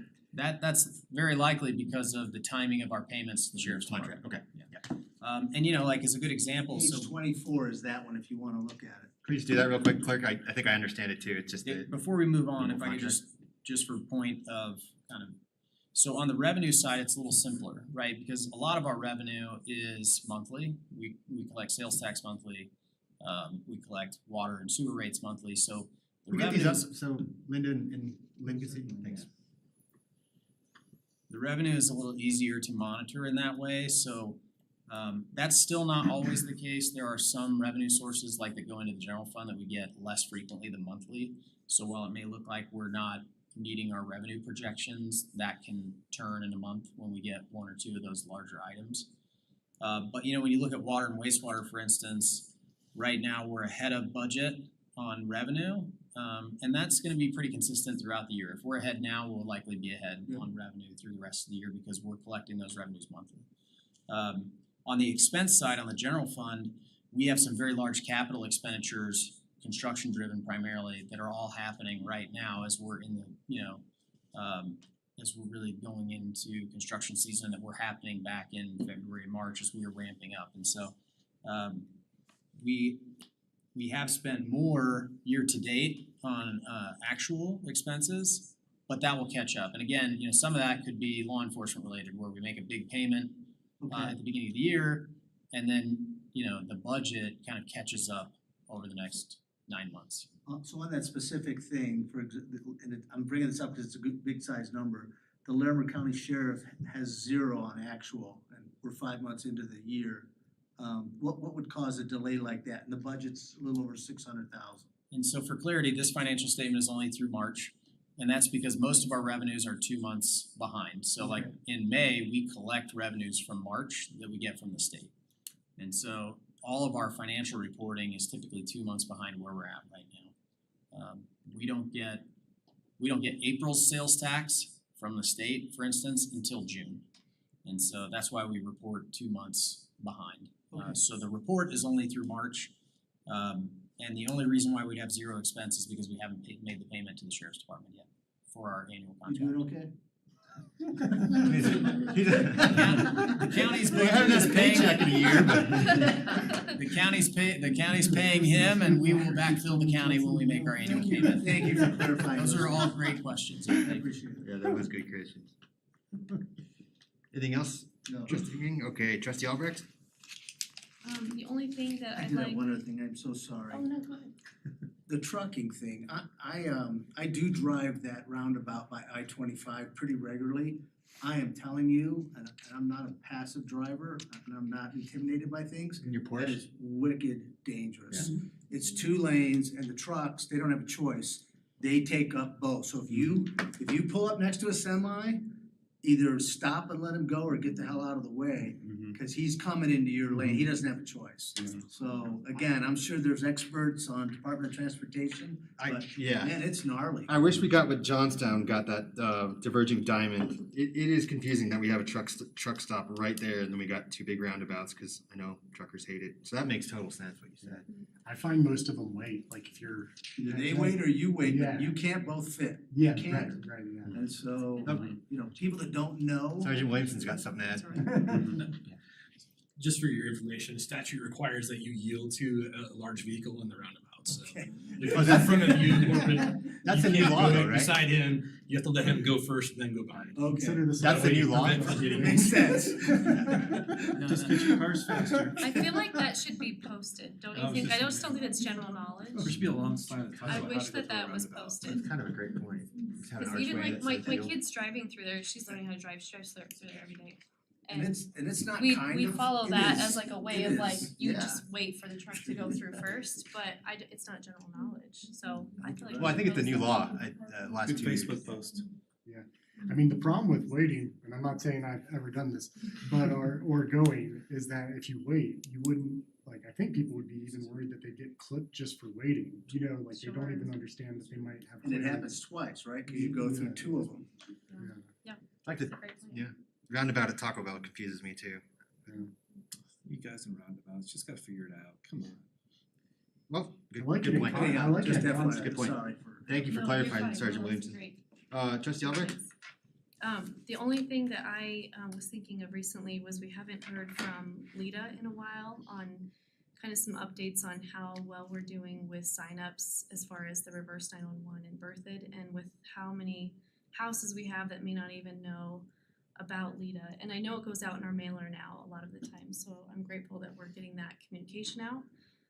But for emergency services, to be able to contact the community, I just was wondering if we could have perhaps the presentation from Lita on current numbers and what they're doing, and I know they have a new building and the use for that, and just we haven't seen them in a while, and the new board may not have, they might have some questions. So I just wanted to see Yeah, if there was some consensus. and we've had them on present having in the past, it makes sense to me, is, anyone oppose that, or does that make sense to everyone? Emergency something, yeah, I think it was a great presentation, so. we'll- You we'll reach get out to that in. them, look to schedule something the next few meetings. Thank you. Great idea.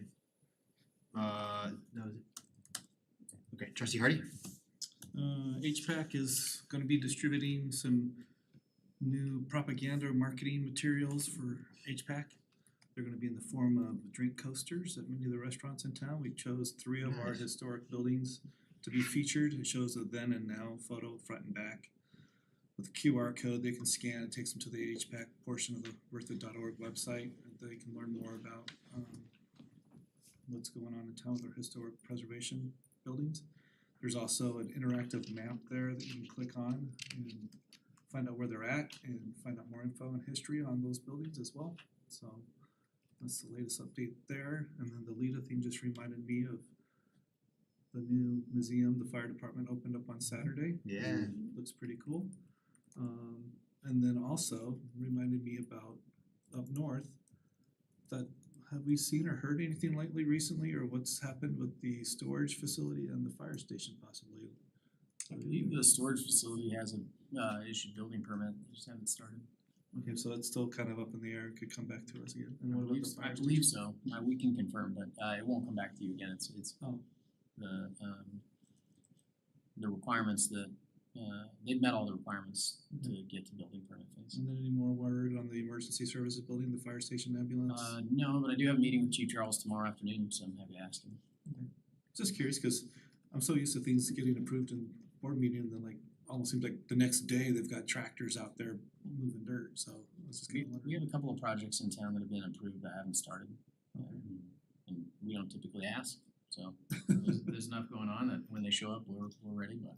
Alright, okay, just curious. That's it. Trustee Kurtz?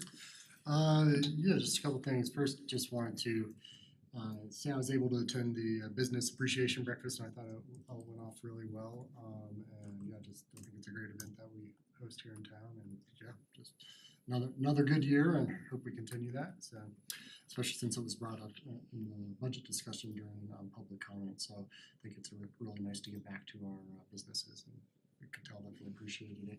The largest turnout yet, I heard. Was it? Yeah, I mean, It was, that was our biggest turnout yet. I totally shanked that. Yeah. And then the other question I have, or just something I wanted to check in on, is also from public comment, we've had, I think, well, at least once, maybe twice, somebody bring up a bike safety issue on heading south on Berthoud Parkway into the roundabout at the commercial development with Taco Bell and Starbucks. And so I was driving around town and took a look at that, and I do think, I mean, I'm sure it's to code, but maybe that was one question that I had, but it does seem like it's almost like you hear about the bridge to nowhere in Alaska. It's kind of like the bike lane to nowhere, and I get that bike lanes in, you know, if you're like in a residential setting and you're maybe going down 4th Street or whatever, the bike lane just kind of, you know, goes away. But this one kind of like funnels you into a pretty bad situation. Pretty bad situation, and so I guess I don't necessarily have suggestions on what to do. Well, I have suggestions. I don't necessarily have the right answer, but you know, one is we could put a sign that says bike lane ends, you know, just alerting folks, because I do think it is unsafe. I'm also just kind of interested in hearing about the ultimate connectivity schedule. I mean, I know that we're trying to piece these things together and things takes time, but maybe if there's anything temporary we could do with like a soft crusher fine trail that just gets those bikers and pedestrians off of Berthoud Parkway before they get funneled into a somewhat crazy roundabout situation, and connected over to the commercial area. I don't like to spend money that would ultimately be undone, but I do think it's dangerous. So just wanted to flag that and just see, not even necessarily looking for a specific response, but unless you have one, but just want it to kind of be looked into and see if we can come up with some sort of reasonable plan to make that a little bit more safe for pedestrians and cyclists in town. So. Yeah, I don't know that I have a really specific response for you, other than some of it may be a striping issue. Okay. Or maybe that some of that striping's faded. The original design, as you're coming southbound on Berthoud Parkway, all the way around to Grand Market, there was at least a 3 or 4 foot shoulder that was striped and clear. Okay. Until you turn onto Grand Market, and so there shouldn't be anything forcing you into the travel lane. But I honestly have not been up that way. Been up that way to look at it personally. Yeah. You know, obviously with Heron Lakes 19th, which is all that area north of Grand Market and west of Berthoud Parkway, they'll be required to widen the roadway and to install a trail along the road. A 10-foot wide concrete trail will extend up from Grand Market north, at least till we get to the county properties north of that area. But I don't know that I have a specific response to you today. Okay. Would you mind looking into it? Sure. And we have a lot of areas in town where there's no bike lane, and then there's some bike lane, and unfortunately that's a consequence of just the way that roads get developed over time. Well, I think I've talked to Ton about this too. I think we need a real bike audit. So we need to bring in Northern Colorado bike professionals, nothing wrong with engineers, but got people that actually bike, because sometimes things look great on a map, but when you're actually biking it, it doesn't make sense in person. So we did this for a walk audit, and you just bring people in and walk a block, and then people write down in notes what they thought. But they do with bikes too, so we can get a group together and bike different areas. Yeah, and Administrator Kirk, I totally appreciate the, bike lanes in and that occurs around town. I think what's troublesome about this particular area is just it's a complete swing and like a sense of safety spectrum. Like you're in a bike lane, you feel protected, And then not only does it end, which then maybe in another part of town, you would just going back to a normal sense of safety on a road. You're actually, it happens right at the worst possible moment. You're in a roundabout and there's nowhere to go. And I think it does create a little bit, I don't wanna call it a trap, but in a way, yeah. it's like, oh, I have a sense of safety and all of a sudden I'm not safe anymore at all. And it's Yeah. important too, because if you're feeling that way, no one's gonna send their kids or themselves on it, so it's a waste of money, so I think we do need to address it. And just the sheer volume there is pretty aggressive. And again, for my clarity, are we talking about southbound traffic only? Cause there is no shoulder on the northbound side. Yeah, it would just until you be, get north of the it would be north of the, specifically north of the roundabout when you're heading south. And Cause like I said, I know the original striping design, there was at least a 4 or 5 foot wide shoulder that extends all the way onto Grand Market. So if that's missing, that's something we can clean up. I know it was there as recently as, yeah, only because when it came up the last time, I looked at the satellite map and at least as recently as last summer, there was a 4 or 5 foot wide shoulder striped all the way through the roundabout to Grand Market, so that may be missing now. yeah, And I like mean, said, from what, I haven't drawn it. I will say I drove it, but drove it kind of obnoxiously slow. And the bike, from what I saw, the bike lane ends, but yeah, if you could look at it or have staff look at it and Yeah, we'll- appreciate the, We'll add it to the list for this week. yeah, and appreciate the bike audit suggestion too, Mayor. To piggyback on that, my neighborhood kids that ride from Fourth Street to the bike parks, they have a lot of issues getting to the bike park. And Sean has brought that up before They're too. trying to get there and they're getting yelled at by community members and they're having to go around the community to get to the bike park and get onto the main road. And so they're trying to find safe ways, but there really is one way that they can take and it's not really designated for bikes on some of those paths. So we've kind of created an issue with kids accessing the bike park too. I would love for Yeah. some cyclists to come in and say, hey, here's a great channel for us to create for them. Yeah, I thought, so this is a while ago, and my memory is not always great, but I thought we put that into the direction too, that we look into a path when we approve the bike park. But I'll have to go back and check the video, but no matter what, I mean, this Was is that just, the night that they were complaining about everybody riding on the sidewalk and not on the street? well, there's not even a sidewalk, I mean, so they have to go through the neighbor, but no matter what, as a trustee, I just feel like you wanna send your kids on a bike, not have to drive them every single time, so we need to encourage that. Trustee Ayers, hasn't the board committee kind of done some preliminary exploration of like a path between downtown and the bike park? Besides commenting on there should be connectivity. Yeah. Not specific routes. Okay. So I think I like the idea of a bike audit as well. The member of the committee that it goes to the bike park frequently, he's an adult obviously, so he doesn't have issues riding in specific places. But connectivity overall for bike and infrastructure is pretty important on the both the community members who speak during the meetings and for the committee members. So that's something that if we could push forward, that would be good. And something I think we're gonna have to consider, like in the near future, is when the ballparks get built out, there's gonna need to be connectivity across Berthoud Parkway that's safe for bikes and pedestrians. And that would honestly be a great access point to the bike park if we could create that channel in all in one fell swoop. We So talked about tunnels. Well, tunnel would be Or great, but we got bridge this or something. pedestrian gateway grant, but you brought up the idea of using the dam to get from Berthoud Parkway directly to the bike park to use the, From the rec center. from the rec center, then use the south side of the lake and right over the dam. And that way people could park at the rec center. And we're the majority owner of the lake, so we just gotta, It'd be a lot simpler and less expensive for us to just extend the little missing gap on Gateway from Gateway Park over to Meadowlark.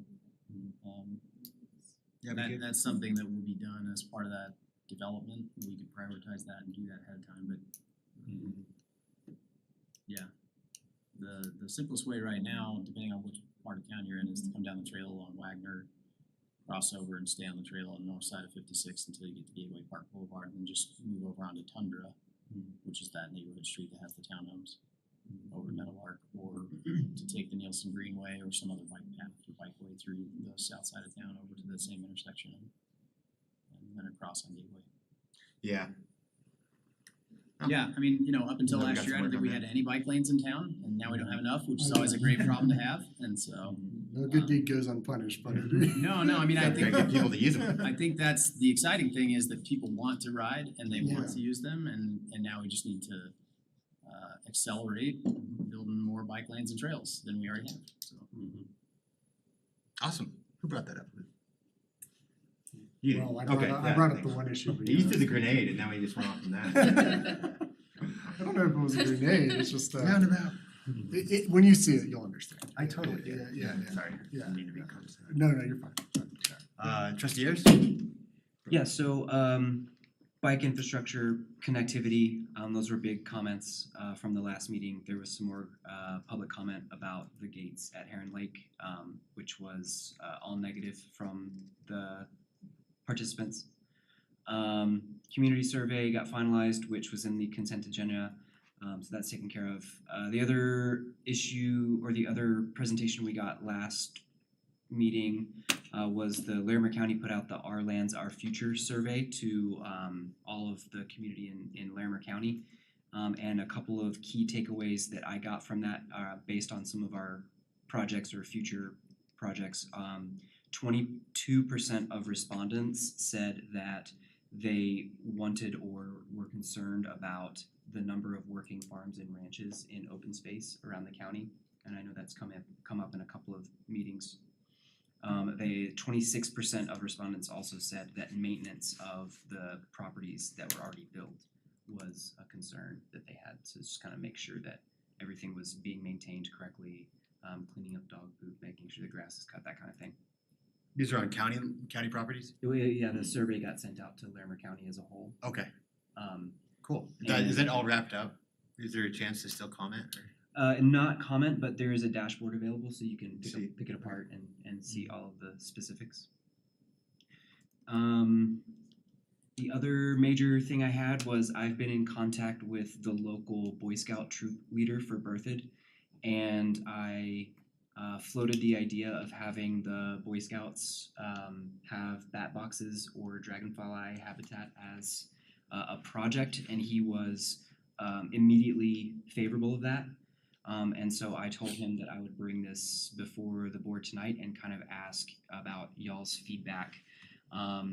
The major questions were, would the board be amenable to helping fund the materials for such a project? And he basically was leery of making this a political issue, so he was completely willing to take kind of charge of doing research, like if the kids were able to breed dragonfly larvae and release them into town or something like that. And I was like, I don't know, but if you want to take charge, then that's great. So if you guys are amenable to saying that the board would help fund with the resources needed to do those things, I can give him that information, and he was going to give me a guesstimation of how much it would cost to put bat boxes up on town and or the dragonfly larvae. The second thing was that if the town was happy with this, could we allow them to put the bat boxes up on open space and park properties around town, which I didn't know the legality of allowing them to do that on. Yeah, we on just public cut down a property. tree with one on it, so I think we should do it. With the present, maybe they could give a presentation too on the budget, on what they think it would cost. Okay. If everyone's all right with doing it. It could be an Eagle Scout project too, sounds like. That's what he said. He said I think his son or his son's friend is an Eagle Scout, and he as soon as he was like, "Hey, do you want to do this?" Then the kid was like, "Yep," without any hesitation. So it seems like it's a good kind of easy way for them to get that project done. So I'll get back to him, and then I'll Great. contact you this future if we can get them on the agenda for a presentation. Sure. Thank you. Okay. That's all. Thank you, everyone. Awesome. Mayor Pro Tem? I had a blast on Saturday too at the opening of the Fire Museum. Again, thank you to the caretakers of tradition for all the hard work. I think it really turned out pretty amazing, and it's great to be able to have this, amazing history on display for everyone. And the second thing I wanted to ask, being fire season and all, has the town ever explored having an air monitor put up or anything like that, or any coordination with state or federal for any kind of air quality monitoring? We've talked about it, I think, in a variety of different capacities, but never much more than just discussion. Yeah, not one specific for smoke, but we did for like Mm-hmm. natural gas flows and stuff like that, 'cause that CU guy. No, Oh, Detlev, yeah, he's fired. CSU has one, but from when I was used to be on the Regional Air Quality Council, we'd have to rely off CSU's data. Mhm. So it's a good point. No, I did some preliminary kind of just outreach. And obviously they have, you know, kind of consumer-based models that are like $250 to have more official air quality monitoring station with the EPA and sending out that data, which there's kind of a big void where Berthoud is, obviously. Put it on the grain elevator. But initially it sounds very expensive, something like $100,000 for a station, which does not seem like a good option. But I'll do some more investigation, reach out to a few folks, and if there's interest from the board. Sure, I mean, as a trustee, makes sense. I could hook you up with Regional Air Quality Council. They're the, air quality oversight for the state, and they might have some ideas. Cause when I was on that, we'd have to rely off Boulder or Fort Collins, and you're kind of assuming everywhere in between is in a similar situation. That's a good point. I guess I'm curious as to what we would do with that information, or what information we're looking for. You know, with as many, you know, wildfires as we've had in the past few years and stuff, I'm constantly checking it. I know vulnerable persons are checking it, you know, during the summertime, especially on those really bad days. You know, obviously cost is everything with this, but I thought it would be honestly really helpful to have more data just right here in town for residents to check. Possibly something we could post up on the website for air quality monitoring, especially during the summer. But I thought it was something worth exploring. We might wanna reach out to Larimer County Emergency Operations to see if they do mobile data testing on, I'm just curious, like it's not something I thought of, but I wonder if they do have mobile data that they're collecting on air monitoring, cause I think they might send those through LIDA text. I'm trying to remember on Cameron Peak, cause I remember there was some like stay indoors if you're at risk. Sure. Kind of messages that went out, but I don't know how that data is collected, but it makes me curious about maybe we could get information from them. I was just what that's like. curious about the idea of just going into fire season and stuff again, so. No, it's I'll fine. share, you know, if I have anything promising with it, Cool. if there's any posting opportunities or anything like that. Be better than just opening the door and looking at them. Yeah. I mean, I use the data to decide whether or not to go camping in a certain area Yeah, or absolutely. to I mean, exercise outside. Was it like 2 Especially- years ago? It was like a pack a day just being outside? Yeah, it was real bad, yeah. I mean, that's almost like the easiest decision is when it's that bad, you just know not to go. Yeah. Sounds like a campfire. Yeah, but I think it's when it's less obvious. No, that's all I've got. Awesome, thank you. This kind of piqued some questions for me, Administrator Kirk. So where are we with that pedestrian gateway in the CDOT crossing over County Road 17 by the lake? Oh, sorry, on Berthoud Parkway. Mhm. The grant, we finally got approvals from CDOT, so we're finalizing the construction package to go out to bid this summer. Okay. I don't think we're gonna be able to do the culvert extension on Handy Ditch. And so we're working through that and the Richardson Park design. There was some talk about doing a pressure fine trail to save costs on the Richardson Park property, knowing that it may get torn up in the next couple of years. And reinstalled at different grades, and I prefer it be concrete, so we're kind of working through both of those issues as part of our construction package as a bid alternate. Yeah, But there will be a pedestrian button activated like signal, not like the RRFBs that you see in front of Hayes, but like an actual signal arm that comes out yeah, like a gateway. there at Water Avenue. So when they're, when the button's pushed, it's similar to what's on, I think it's County Road 12C or something up by Boyd Lake. Yeah, Loveland had one I used. Yeah, it. Loveland has one. That's where we got the idea from, actually. So you'll cross, so you'll this cross summer? over, at Water where the trail stops currently at Water. You'll cross over Richardson up to Tenney, and then Tenney across the bridge, to Heron Lakes, what will eventually be TBC Parkway. Is there any progress or any talk, I know we looked at a cantilever over that bridge. Yeah, the cantilever was was a lot cost prohibitive, at least in terms of the grant that we have. We have enough room on the shoulder and so, of the bridge, so we're actually gonna put up Jersey barriers, to create a physical obstruction on the bridge where it narrows. So there'll still be room for travel lanes, but the shoulder across the bridge when you come off the trail and back onto the road surface will be protected with Jersey barriers. Yeah, okay. We're considering doing the same thing at the Handy Ditch Crossing because the culvert extension is significantly more than what we can afford with the grant. So then we would narrow down, okay, So- we so take you- over part of that shoulder. Yeah, we take over part of the shoulder at the bridge, or at the culvert crossing at the Handy Ditch there on Richardson. Okay. I was asking the developer, you know, as you were there, he said he'd like to partner, so all this will hit pretty quick once we get that grant going, and that'll be this summer. Should be. Then we can get Jersey barriers right after that and stuff. Yep. Cool, that's awesome. Has there been any discussion on going across the street? You know, we had that, some of the board members, including myself, envisioned it being an 8-foot trail, but it turned into a 5-foot little trail along the Handy Ditch to get to the water tower. Has there been any discussion with that developer, or are we talking about Yeah, I widening mean, that all? they said you're welcome to widen it if you wanna do it. Awesome. So we So just we can have get that in the we have budget to for next design year. it, we'll have to move some of their irrigation, to do that, design it and install. Okay, that's great. I think that's all. Oh, short-term rentals, could you give an update on that? Yeah, the current plan is to take that to the planning commission in June and back to the board the first meeting in July. Awesome. Okay, and that'll be an updated draft from the last one? That's correct. Great. Based on feedback and all the things that we learned at the last meeting. Awesome, thank you for expediting that. Okay, so I'll be attending that child trafficking event on Saturday. The VIPs for all of us is from 5 to 6.